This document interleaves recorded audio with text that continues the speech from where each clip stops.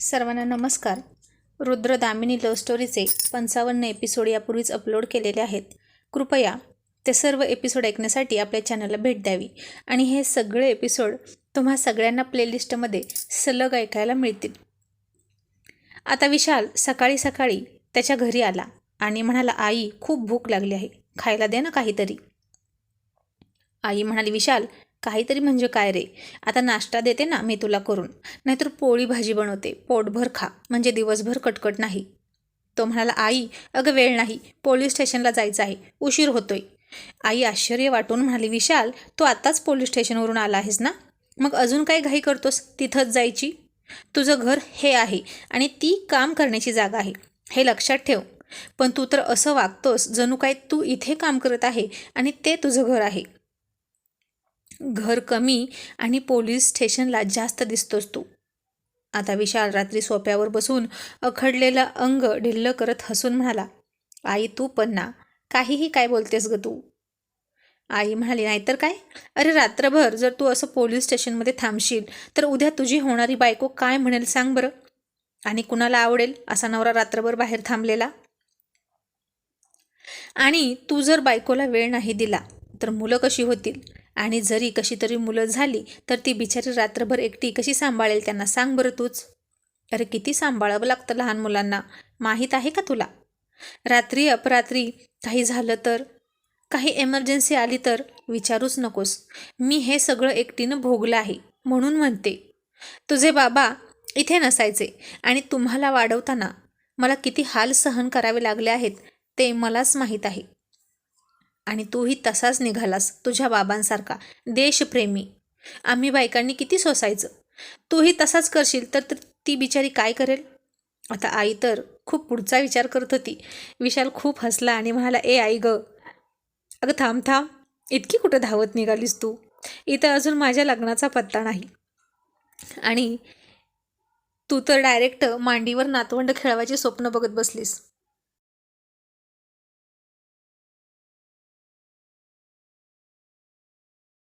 आणि जरी माझं लग्न झालं, जरी मुलं झाली, तरी मी माझ्या ड्युटीशी कॉम्प्रोमाइज करणार नाही. कारण तुला माहीत आहे माझं लग्न अगोदर माझ्या ड्युटीसोबत झालं आहे, आधी नोकरी आणि मग छोकरी. असं म्हणून तो हसायला लागला.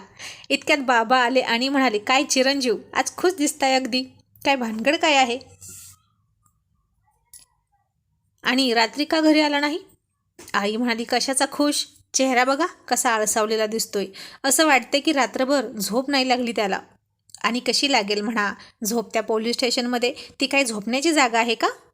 विशाल म्हणाला, आई अगं बरोबर बोलतेस तू, ती झोपण्याची नाही तर काम करण्याची जागा आहे. आणि आई रागात म्हणाली, ते मला नको सांगू तू, मला तेवढं कळतं. बाबा म्हणाले, अगं तुला नाही समजणार, आम्ही अग्निहोत्री आमच्या कामानेच खुश असतो, मनासारखी ड्युटी झाली की आम्ही आनंदी असतो. हो ना विशाल.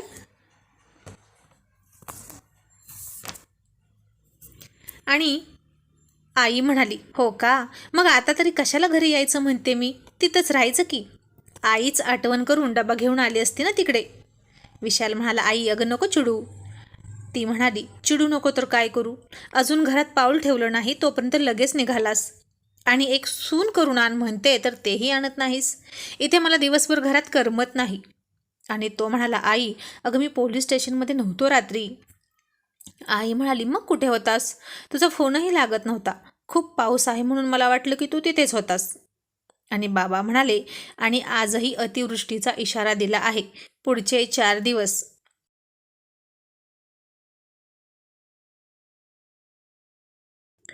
विशाल म्हणाला, अगं दामिनी तुला भेटायला आली नाही म्हणून मी तिला फोन केला, तेव्हा मला कळलं की ती आणि रुद्र गावी गेले आहेत. तिच्या सासूची अँजिओप्लास्टी झाली आहे आणि तिची नणंद पल्लवी एकटीच होती.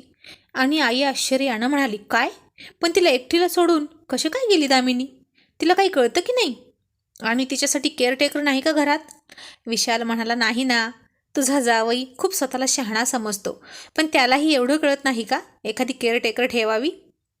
आई म्हणाली, मग रे विशाल, मग काय झालं.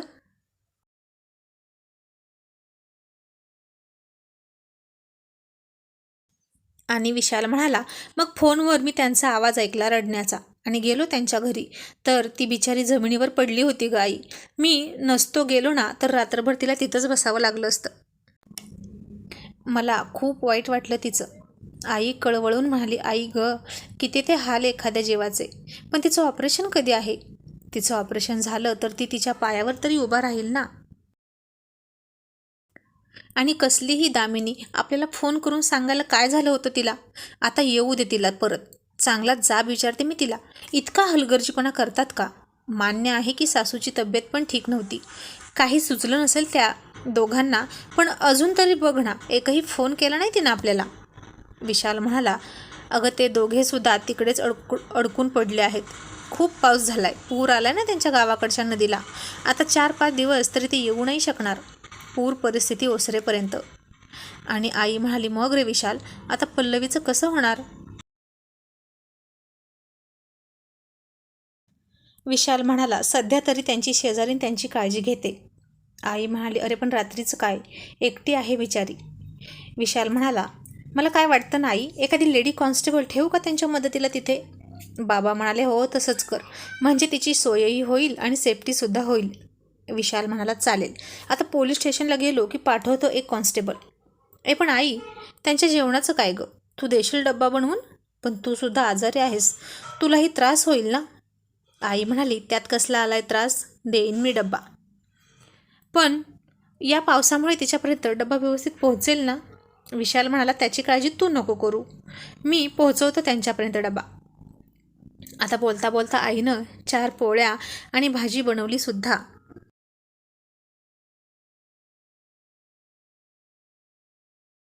आणि विशालच्या समोर वाढलं.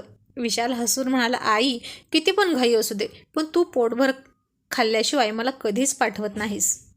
खरंच तू सुगरण आहेस. आई म्हणाली, माझी सूनही सुगरण आहे बरं का, पण कुठे आहे आणि कधी ती सापडणार काय माहीत. विशाल, आणि मला आठवलं, हा पाऊस ओसरला की आपल्याला आपल्या गावी कुलदेवतेला जायचं आहे. आणि विशाल म्हणाला, कशाला गं, आता मध्येच काय काढलं? आई म्हणाली, हे बघ, तू आत्तापासूनच असं म्हणू नकोस. तू 2 दिवसांची सुट्टी घ्यायची आहेस. आत्ताच सांगून ठेवते, मी दामिनी आणि रुद्रला सुद्धा सोबत घेणार आहे. आणि आपण आणि आपली सर्व फॅमिली आशीर्वादासाठी तिथे जाणार आहोत. आणि पद्मिनी लवकर सापडावी म्हणून मी नवसही करणार आहे. विशाल हसला आणि म्हणाला, जगातील पहिलीच सासू असेल जी सुनेसाठी नवस करते, हो ना बाबा? आणि बाबा म्हणाले, आणि ती जगातली एकमेव सून असेल. तिच्यावर तिची सासू होण्या अगोदरच आईसारखं प्रेम करते. आई म्हणाली, चला तुमचं आपलं काहीतरीच. आणि विशाल, पल्लवीसाठी सुद्धा आता डबा घेऊनच जा आणि तुझ्या कॉन्स्टेबलजवळ पाठवून दे. विशाल म्हणाला, ओके. मग विशाल पोलीस स्टेशनला गेला आणि लेडी कॉन्स्टेबल मोरेबाईंना म्हणाला, मोरे मॅडम, आजपासून मी सांगेपर्यंत मी सांगतो तिथे जायचं आणि थांबायचं. जी काही मदत लागेल ती त्यांना करायची, कळलं? आणि जाताना हा डब्बासुद्धा घेऊन जा. मी त्यांना फोन करून सांगतो की तुम्ही येणार आहेत. ओके सर, असं म्हणून मोरे मॅडम रुद्रच्या घरी गेल्या. आणि विशालने पद्मिनीला फोन केला आणि त्याचा फोन पाहून तिला खूप आनंद झाला आणि ती फोन उचलून फक्त कानाला लावला आणि गप्प बसली. आणि तो म्हणाला, हॅलो हॅलो मिस पल्लवी. आता पद्मिनी काहीच बोलत नाही, फक्त गप्प बसून डोळे मिटून त्याचा मंत्रमुग्ध करणारा आवाज तेवढा ऐकत होती. आणि इकडे विशाल मात्र हॅलो हॅलो करून परेशान झालेला असतो. आणि पुन्हा त्याला भीती वाटली की पुन्हा पद्मिनीला काही झालं तर नाही ना. हॅलो मिस पल्लवी, तुम्ही बोलत का नाही? असं म्हणून त्याच्या खुर्चीतून तो उठला. त्याच्या खुर्ची सरकवण्याचा त्याचा आवाज खूप जोरात येतो. तशी पद्मिनी डोळे उघडते आणि तिची तंद्री भंग पावते आणि ती हळूच म्हणाली, हॅलो. आणि तिचा आवाज ऐकून विशाल रिलॅक्स झाला आणि तसाच खुर्चीत रिलॅक्स होऊन बसला आणि म्हणाला, काय हे मिस पल्लवी, तुम्ही काहीच का बोलत नव्हता? अहो किती घाबरलो होतो मी. आणि पद्मिनी हसून म्हणाली, एवढं घाबरायला काय झालं? इतके मोठे पोलीस ऑफिसर असून सुद्धा घाबरता तुम्ही? मग सगळे गुंड तुम्हाला कसं घाबरतील? विशाल हसून म्हणाला, पोलीस असलो तरी माणूस आहे मी आणि मलाही मन आहे आणि ते मन फक्त काही लोकांसाठीच हळवं आहे. असं तो म्हणाला आणि पद्मिनी पुन्हा लाजून गप्प बसली. मग तो म्हणाला, मिस पल्लवी ऐका. हॅलो, तुम्ही ऐकताय ना? आता तरीही ती गप्पच. आणि आता त्याला काही कळतच नव्हतं की हा काय प्रकार आहे. इतक्यात बेल वाजली. ती विशालनं ऐकली आणि ती म्हणाली, आता कोण आलं असेल? तो म्हणाला, अहो तेच तर सांगत होतो, मोरे मॅडम असतील. ती म्हणाली, कोण मोरे मॅडम? तो म्हणाला, कॉन्स्टेबल आहेत.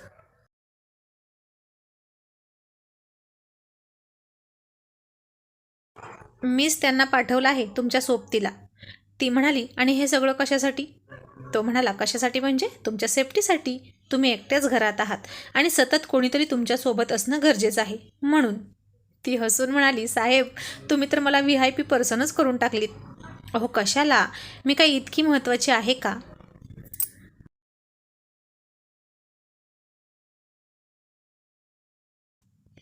आणि विशाल म्हणाला, म्हणजे काय? अहो कशाला म्हणजे, असं काय विचारता तुम्ही? तुम्ही आहातच खूप खास आणि स्पेशल. तुम्ही स्वतःला इतकं कमी का लेखत असता हो? ती नाराज होऊन म्हणाली, मग खरंच आहे ना ते? मी खरंच जर इतकी महत्त्वाची असती तर मला कोणी नकार दिला नसता आणि अजूनही अशी नसती राहिले. विशाल म्हणाला, हे असं का बोलताय तुम्ही मिस पल्लवी? अहो तुम्ही अशा आहात यात तुमचा काय दोष आहे? आणि फक्त एक अवयव नसला म्हणून कोणी वाईट नसतं. बाकीच्या बऱ्याच गोष्टी आहेत तुमच्यात ज्या तुम्हाला स्पेशल बनवतात. ती तशीच नाराजीच्या सुरात म्हणाली, हा तर तुमच्या मनाचा मोठेपणा आहे साहेब, म्हणून तुम्हाला माझ्यात काहीतरी दिसतं. आणि तुम्ही माझं मन राखण्यासाठी असं म्हणताय हो ना? इतकंही खोटं बोलण्याची काही गरज नाही साहेब. मला आता सवय झाली आहे या सगळ्या गोष्टीची. असं म्हणून ती नाराज झाली. विशाल म्हणाला, मिस पल्लवी अहो, आता तुम्हाला कसं सांगू मी की तुमच्यात कोणकोणत्या गोष्टी चांगल्या आहेत. अहो तुमचा आवाज तर खूप गोड आहे आणि तुम्हीसुद्धा खूप सुंदर आहात. मला तर तुम्ही फार फार. असं तो बोलता बोलता बोलणार इतक्यात थांबला. तसं इकडे पद्मिनी लाजली आणि तिकडे पोलीस कॉन्स्टेबल पाटलांनी डोळे मोठे केले आणि चक्क खडूस विशाल साहेब रोमॅन्टिक बोलत होते. आता विशाल चपापला आणि तो घसा साफ करून म्हणाला, पाटील बघताय काय, काम करा. पाटील हळूच म्हणाले, आज सूर्य पश्चिमेकडून कसा काय उगवला तेच बघतोय. ते ऐकून विशाल म्हणाला, काय म्हणालात?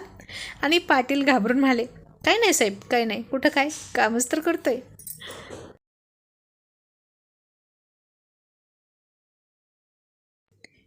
आणि आता विशाल म्हणाला, मिस पल्लवी आपण नंतर बोलू. आता सध्या फक्त एवढं लक्षात ठेवा की मोरे मॅडम आहेत, त्यांना आत घ्या आणि त्या तुमच्याजवळ थांबतील. आणि पल्लवी म्हणाली, आणि तुम्ही तुम्ही नाही येणार का? आणि विशाल म्हणाला, नंतर बोलू. आणि फोन कट केला. आणि मोठ्यानं म्हणाला, कदम, त्या परवाच्या चोरीतील जो पोऱ्या पकडला आहे त्यानं गुन्हा कबूल केला की नाही? आणि कदम म्हणाले, नाही साहेब, खूप फटकावला हो, पण साला बोलतच नाही. विशाल म्हणाला, बोलेल बोलेल, कसा बोलत नाही तेच बघतो. त्याला कसं बोलतं करायचं ते मला चांगलंच माहीत आहे. असं म्हणून त्यानं त्याचा फोन घड्याळ काढून टेबलवर ठेवलं.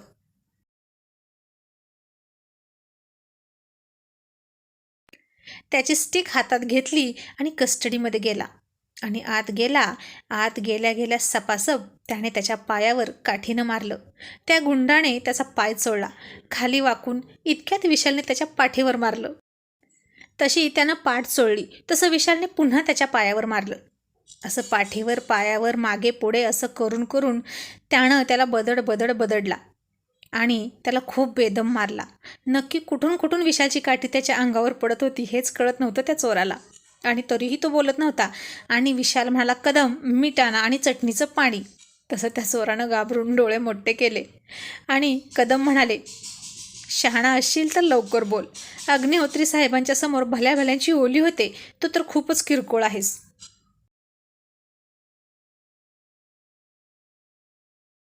मग तो चोर पाया पडत म्हणाला, सॉरी सॉरी साहेब, मी कबूल करतो. मला माझा गुन्हा मान्य आहे. मी सगळं सांगतो.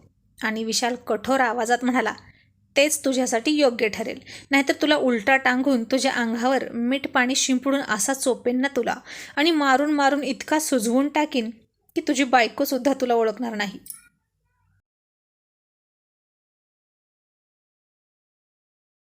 आणि आता जे बोललास ते तर पूर्ण शुद्धीच बोलतोस. पुन्हा जर बदललंच तर याद राख, गाठ माझ्याशी आहे. आणि तो चोर म्हणाला, नाही साहेब, मला माझा गुन्हा मान्य आहे. आता विशाल पुन्हा बाहेर आला आणि कदम खुश होऊन म्हणाला, बघितलं का साहेब, तुम्ही 14वर रत्न दाखवताच कसा बोलला पोपटासारखा. साहेब, ही या आठवड्यातली आपली 9वी चोरीची केस आहे, जी आपण मुद्देमाला सहित पकडली आणि उघडकीस आणली आहे.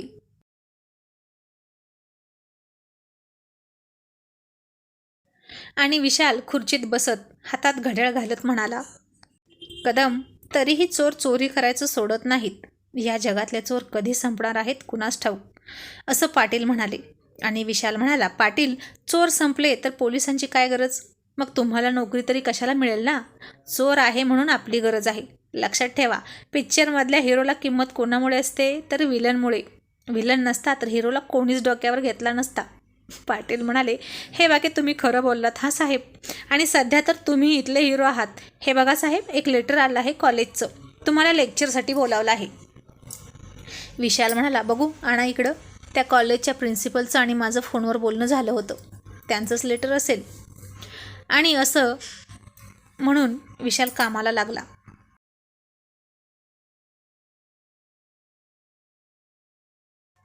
आणि आता संध्याकाळ झाली. इकडे दिवसभर मोरे मॅडम खुर्चीत बसून पेंगत होत्या. पद्मिनी मात्र त्यांच्या चेहऱ्याकडे बघून बघून बोर झाली होती. आज मोरेबाईंची वेगळीच ड्युटी लागली होती, म्हणून त्यांना जरा चुकल्यासारखं वाटत होतं. पोलीस स्टेशनमध्ये जरा डोळा लागला की अग्निहोत्री साहेबांचा कडक आवाज कानावर पडायचा, मोरे मॅडम, काम करायला येत असता की झोपा काढायला? पोलिसांनी जर असं झोपत राहिलं तर सामान्य जनतेने कोणाच्या भरोश्यावर राहायचं? जमत नसेल तर नोकरी सोडा. पुन्हा जर अशा पेंगलेल्या दिसलात तर चौकात ड्युटी लावीन. आणि आता मोरे मॅडमची काय भिशात पुन्हा झोपायची.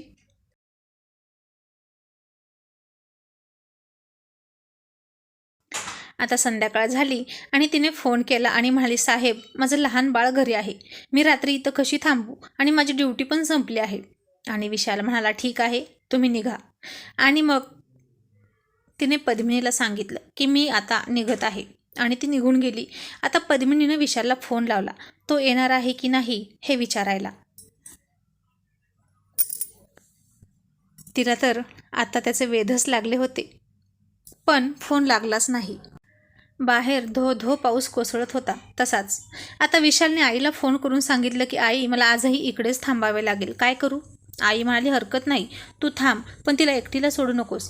तिला काही झालं तर आपल्या दामिनीवरच सगळं येईल. शेवटी ती सून आहे त्या घरची, तिची सगळी जबाबदारी आहे. कितीही प्रेम करणारा नवरा असला तरी तिचा एकही निर्णय चुकला तर तोच तिला पुन्हा दोष देत बसतो.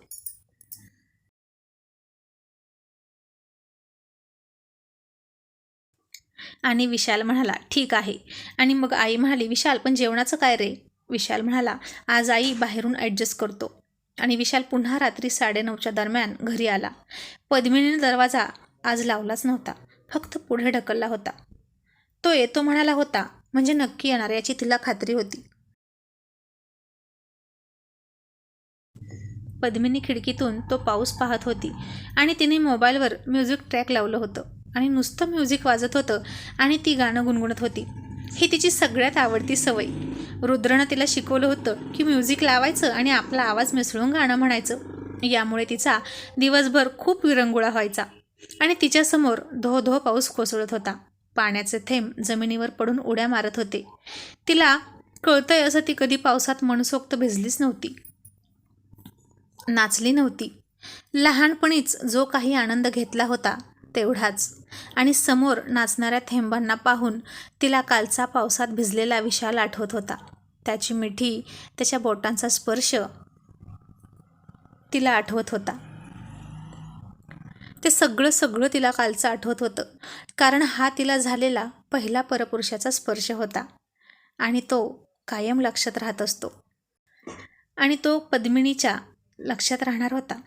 आणि का कोणास ठाऊक, पण तो हवासा वाटत होता. तिच्या डोळ्यात तोच दिसत होता आणि ती मनसोक्त गाणं म्हणत होती, टिप टिप बरसा पानी, पानी ने आग लगाई, आग लगी दिल में तो दिल को तेरी याद आई. तेरी याद आए तो जल उठा मेरा गीला बदन, अब तू ही बताओ सजन मैं क्या करूं. आणि तो कधी आला हेही तिच्या लक्षात आलं नाही. आणि तिचा तो मंजूळ आवाज ऐकून विशाल हाताची घडी घालून एकटक तिच्याकडे दरवाजाला टेकून पाहत होता. आणि त्याच्याच शरीरात आग लागत होती. आणि त्याच्या डोक्यात आलं की पल्लवी तर कधीच पावसात गेली नसेल. त्यांना पाऊस खरंच खूप आवडत असेल तर, म्हणून त्या इतकं बेभान होऊन गाणं म्हणत आहेत. आणि तो तिच्याजवळ गेला आणि त्यानं तिला सरळ मिठीत उचलून घेतलं आणि पावसात घेऊन गेला. आता दोघेही पावसात भिजत होते. पल्लवी त्याच्या मिठीत होती. तो तिच्याकडे टक लावून बघत होता आणि पद्मिनी लाजून चूर चूर होऊन गेली.